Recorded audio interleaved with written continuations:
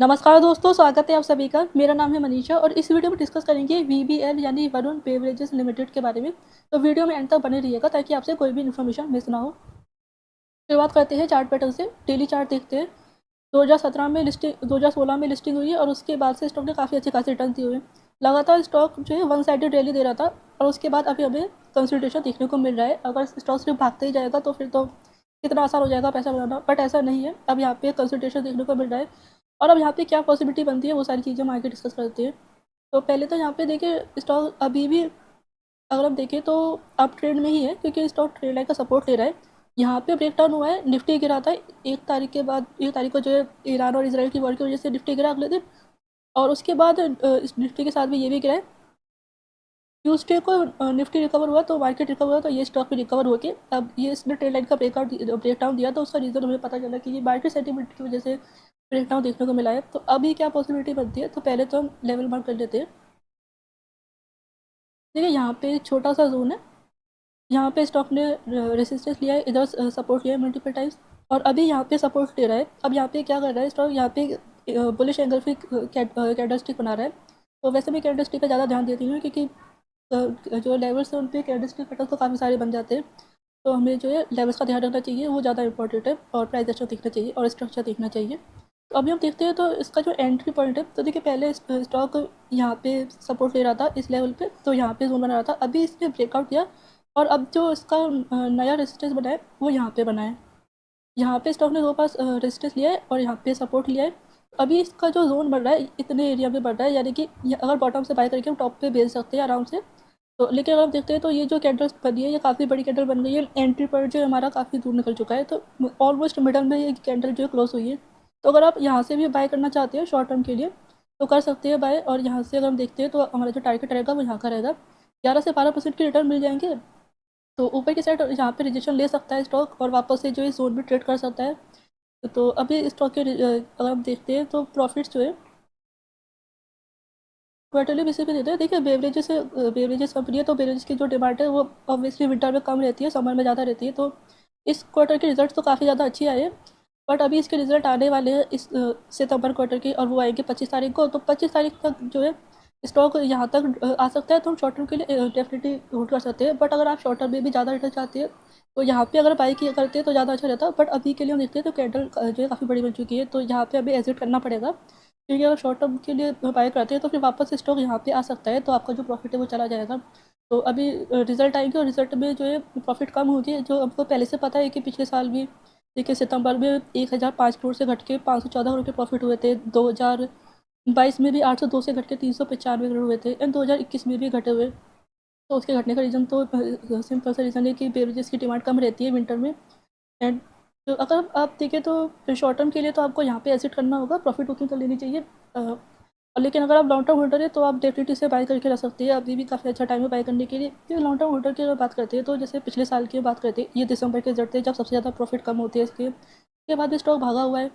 और जो सितंबर के रिजल्ट थे उस यहाँ पे उसके बाद भी स्टॉक भागा हुआ है जब प्रॉफिट कम रहते हैं। सेम 2022 में देखते हैं तो जब सितंबर के रिजल्ट आए तब भी स्टॉक जो है भागा है, और दिसंबर में जब कम होते हैं रिजल्ट और ज़्यादा प्रॉफिट कम होते हैं उसके बाद स्टॉक भागा हुआ है। तो लॉन्ग टर्म होल्डर के लिए कोई दिक्कत वाली बात नहीं है इस स्टॉक को होल्ड करने के लिए। अगर आपका मिनिमम व्यू 1 साल का है तो आप इसे जो है होल्ड करके रख सकते हैं। और जो है स्टॉक ब्रेकआउट डेफिनेटली देगा अपने जोन का, बस उसमें थोड़ा टाइम लगेगा। एंड अगर आप देखिए तो कंपनी के जो प्रॉफिट्स है, जो रेवेन्यू है, वो दिसंबर में कम रहते हैं काफ़ी ज़्यादा, सितंबर में कम रहते हैं, जून में सबसे हाईएस्ट रहते हैं। बट उसके बाद जो है इतना कम प्रॉफिट कंपनी विंटर में करती है उससे कई गुना ज़्यादा समर में कमा लेती है, और इसी कारण जो इसके ईयरली प्रॉफिट्स है वो अच्छे रहते हैं, लगातार बढ़ते हैं। कोविड के टाइम पे घटे थे, 472 से घट के 357 हुए थे क्योंकि कंज्यूमर स्पेंडिंग कम थी उस टाइम पे, तो इनके जो रेवेन्यू भी घटे हुए थे। एंड उसके बाद से जो रेवेन्यू भी लगातार बढ़ रही है एंड नेट प्रॉफिट्स भी लगातार बढ़ रही है, और 2024 के जो प्रॉफिट्स रहे वो 2102 करोड़ के रहे। यानी कि ईयरली बेसिस पे कंपनी अच्छी खासी प्रॉफिट्स कर रही है और स्टॉक भी लगातार भाग रहा है। और कंपनी भी देखिए लार्ज कैप कंपनी है, तो अगर जो लॉन्ग टर्म इन्वेस्टर उनको ज़्यादा रिस्क भी नहीं लेना पड़ेगा कि स्टॉक काफ़ी ज़्यादा गिर जाएगा, ऐसा नहीं होगा। तो अब बात करते हैं फाइनेंशियल्स की, बात कर लेते हैं। तो जैसे कि हमने देखा है कि लार्ज कैप कंपनी है, 1,92,432 करोड़ का मार्केट कैप है। पी 79.4 का है, इंडस्ट्री पी 41.2 का है। तो वैल्यूएशन अभी भी ज़्यादा बनी हुई है क्योंकि स्टॉक काफ़ी टाइम से भाग रहा था, अब कंसिडरेशन में आया है स्टॉक। ROC काफ़ी अच्छा है 28.8% का, ROE भी काफ़ी अच्छा है 35.2% का, डेट 0.7 का है, कम डेट है, बुक वैल्यू ज़्यादा है 22.4 की, बिकॉज मार्केट लीडर कंपनी है या अपने सेक्टर की एंड लार्ज कैप कंपनी है, इसलिए बुक वैल्यू ज़्यादा देखने को मिल रही है। कंपनी के बिजनेस की बात करते हैं तो पेप्सी जो कंपनी है उसकी फ्रेंचाइज कंपनी है ये। इनके जो प्रोडक्ट्स है उनमें जो है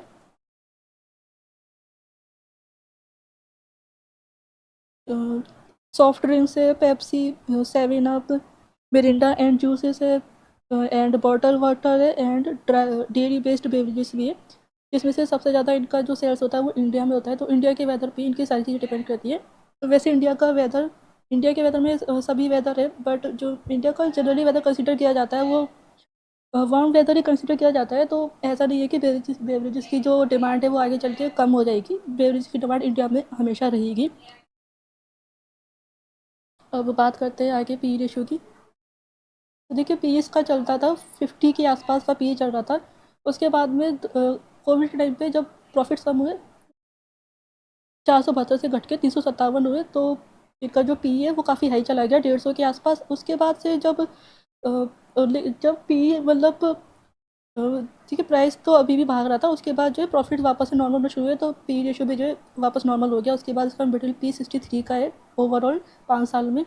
और अभी भी जो पी वो काफ़ी हाई चला गया था 100 के आसपास, तो पी जो घट के अभी 79 का हो गया है। यानी अभी जो स्टॉक का प्राइस है, रिजल्ट भी आएंगे तो यानी कि काफ़ी चांसेस है कि ये कंसिडर्ड हो सकता है, स्टॉक वापस से ऊपर जाके नीचे आ सकता है। तो इसलिए जो शॉर्ट टर्म होल्डर है उनको ज़्यादा लॉन्ग टाइम के लिए इसे होल्ड करके नहीं रखना चाहिए, क्योंकि ब्रेकआउट की संभावना अभी थोड़ी मुश्किल है। हालांकि होगा जरूर ब्रेकआउट, 1 साल के अंदर ही हो सकता है।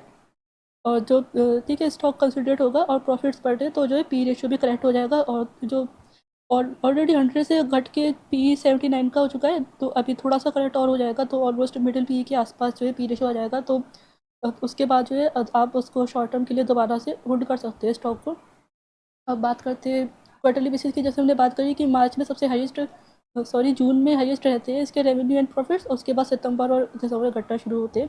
तो यानी अगले क्वार्टर की हम पहले से एक्सपेक्टेशन कर सकते हैं कि प्रॉफिट जो है वो घटने वाले हैं।